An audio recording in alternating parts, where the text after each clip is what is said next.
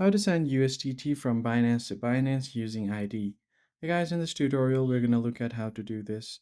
First thing you have to do is go to your Binance application and make sure that you're logged into your account. Then you want to head over to your wallet section at the bottom right corner of your screen. Once you tap on wallets, you have different options here.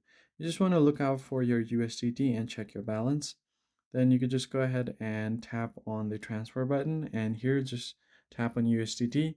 If you don't see it on the coin list, just search for it on the top of the search bar. Once you tap on USDT, tap on send via email or phone ID. Select that, and here you just have to select your ID. Now select Binance ID or Pay ID, and then you can just enter the ID here. After that, you can enter the withdrawal amount and then tap on add a note if you want.